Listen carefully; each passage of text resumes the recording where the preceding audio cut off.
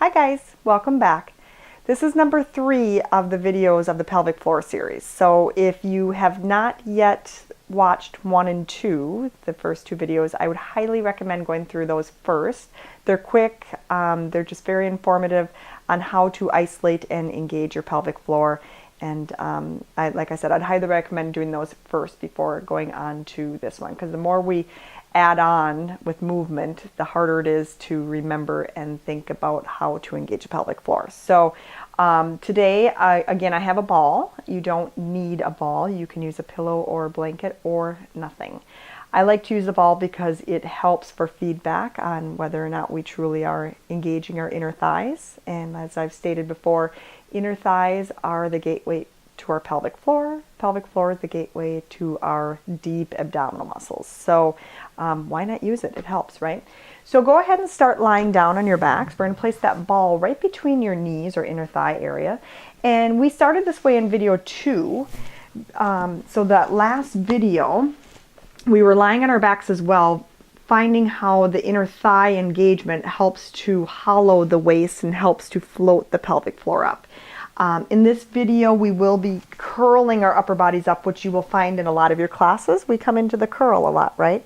And the pelvic floor helps us with our curl. We want to always engage it with our curl, but sometimes class is going so fast, music is pumping, you know, we're trying to catch up, figuring out the breath, figuring out the movements, that we completely forget to engage our pelvic floor. So, and as you go through these series of videos, what I'm trying to get you to do is learn a new habit in your body, so that sooner or later you won't have to mentally tell yourself to, hey, use the pelvic floor in this. That should automatically happen. It's a stabilizer muscle. Those muscles are meant to be on all the time. And if you're, you know, if you've had years of not using it, if you've had an injury, whatnot to the pelvis, you just, it's kind of like rehab. You have to re-talk to that muscle, have to get it back, get it going, and it just takes time and practice.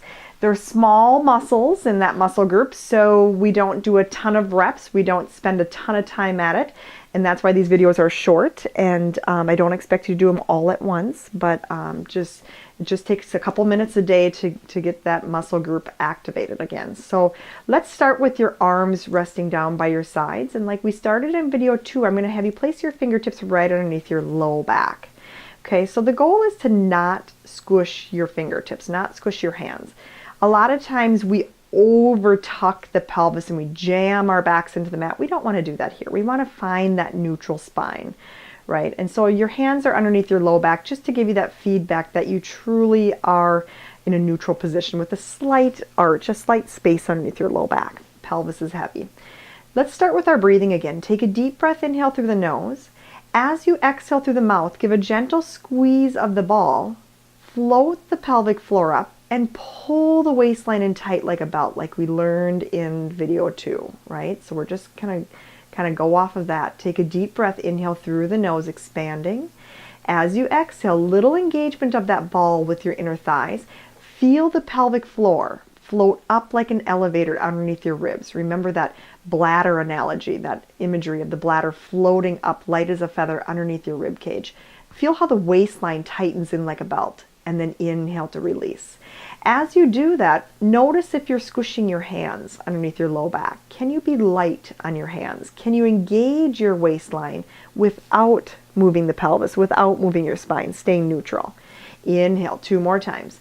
Exhale, squeeze that ball gently. Float the pelvic floor up. Relax your glutes. Pull the waistline in tight. Melt the chest and shoulders. 1 more time. Inhale, release everything. Exhale, engage that ball with your inner thighs.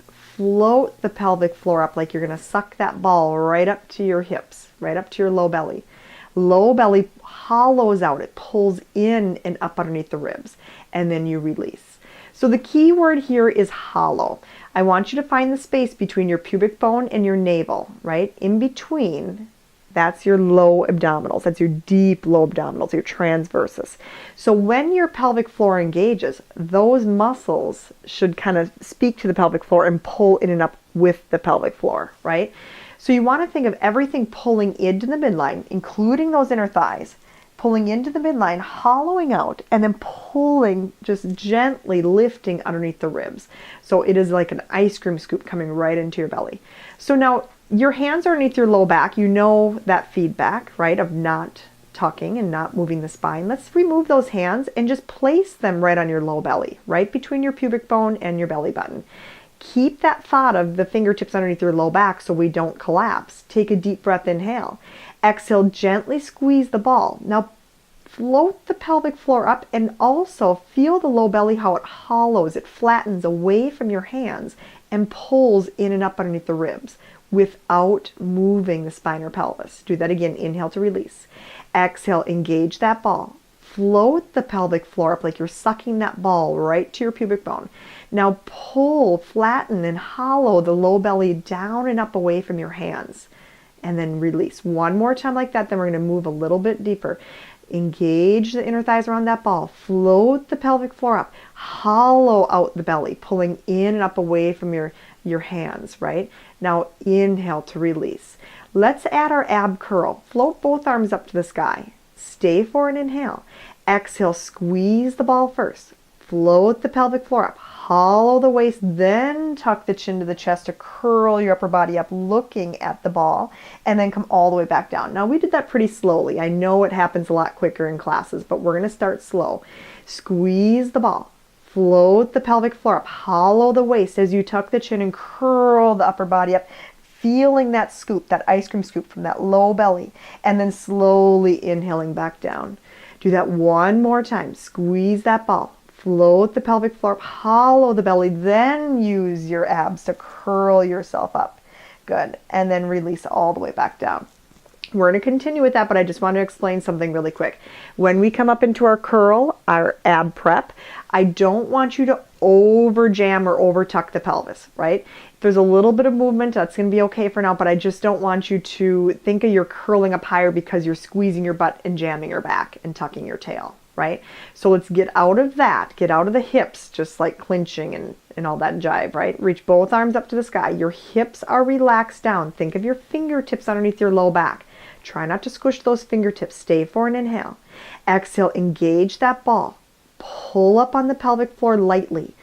Pull the low belly in and up. Nod the chin to the chest. Keep hollowing out the waist. Keep that ice cream scoop right into that low belly. Find that spot between your pubic bone and your belly button and hollow it out. And then inhale all the way back down. 2 more times. Squeeze that ball. Pelvic floor floats up. As you curl up, feel like you're going to suck that ball to the pubic bone. Pubic bone pulls to the navel. Navel pulls down and up underneath the ribs. And then inhale all the way back down. One more time. Squeeze that ball. Pull the pelvic floor up, pull the low belly in. You curl up and over. Try not to over jam your low back. Good. And then slowly come all the way back down and rest. Now the next series, you are going to come up to your hands and knees. So we're just putting you in a different position. We're going to keep that ball. Last one here. I want you to place that ball right between your inner thighs, kind of high, so it's up near your pelvis. And you're going to come onto your hands and knees and find a neutral spine, just like you were on the mat, right? So that nice neutral spine, soften your elbows, shoulders down. Tuck your toes under. Now from here, you're going to walk your knees and your feet a little bit closer, so you already start with a squeeze on that ball. Now, can you stay neutral in your spine? No rounding, right? And no extension either, so nice and neutral. Can you stay neutral? Squeeze that ball gently and pull the low belly in. We know that spot now. Pull the pelvic floor up to float your knees to a hover and make this happen from the pelvic floor and abs and inner thighs, and then rest back down. So it's not happening because we're rounding the spine or tucking the tail, right? It's happening because we're pulling the low belly up, we're floating the pelvic floor up, squeezing that ball gently, and your knees just come to a hover, staying neutral, and then rest the knees back down. 3 more times. Low belly pulls up, pelvic floor floats, knees float, inner thigh squeeze, and then rest it back down. Pretend that you have a string from your belly button to the floor, and you have a weight on the bottom of that string.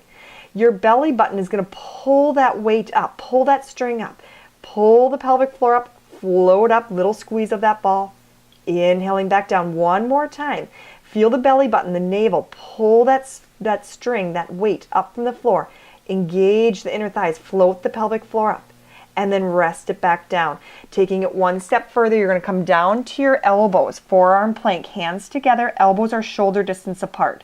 If you feel comfortable too, you're going to come to a plank position here, reaching those feet back. Now, if this is hard on your low back and you're not stable enough in your core to be in this full plank position, you're going to gently set your knees down where you are, but don't shift backwards, right? Stay in that open position of your hips. So here's option one. Option two is here. At any time, you can set your knees down, but keep your shoulders right over your elbows. So as we're here, we're breathing. Soften your knee joints so that you don't lock, right? We don't want to hyperextend those knees. Push into your forearms and elbows so you're staying lifted above the floor. Now from here, without moving your feet, can you squeeze the ball gently and then release it? Do that again. Squeeze the ball gently and release it. As you squeeze the upper inner thighs, float the pelvic floor up. Can you find the pelvic floor in this position? Squeeze and float the pelvic floor up and release. Again, try not to overmove the feet or the heels. It's all about those upper inner thighs. Can you feel that low belly pulling up? Remember that string attached to your belly button. You're going to pull that string up with that weight, right? There's a weight on the bottom of that spring and you're going to lift it up from the core. And then release 3 more times. Pelvic floor, inner thighs, low belly. Good. 2 more times, staying neutral in your spine. Inner thighs, pelvic floor, low belly. Pull it in and up. 1 more time. I'm shaking. It's hard. Pull in and up. That pelvic floor is going to stabilize you in this position. And then soften your knees down. Rest. Go ahead and get rid of that ball and just sit back into a child's pose position.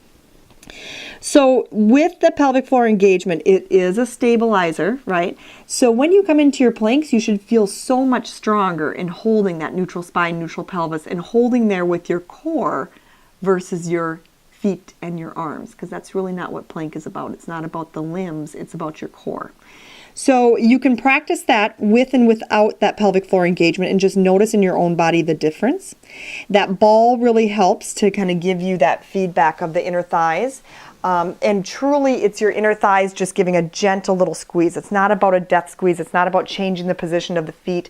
It's just a little engagement to help you focus on that pelvic floor lift and the low belly lift. So great job again. Thank you so much for sticking around on this 3rd video of the pelvic floor series.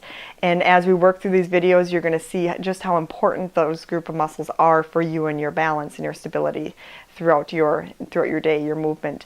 We'll have another video out shortly on more standing work if you are doing bar classes or even in some body pump classes where you're doing lunges and squats and whatnot, how to incorporate the pelvic floor standing. And again, you'll be working against gravity, which can help us or maybe make it more challenging depending on who you are. So stay tuned for that. It will be fun, and we're going to keep these videos short so that you can really concentrate on the right muscles. Thanks so much. Have a great day. Bye-bye.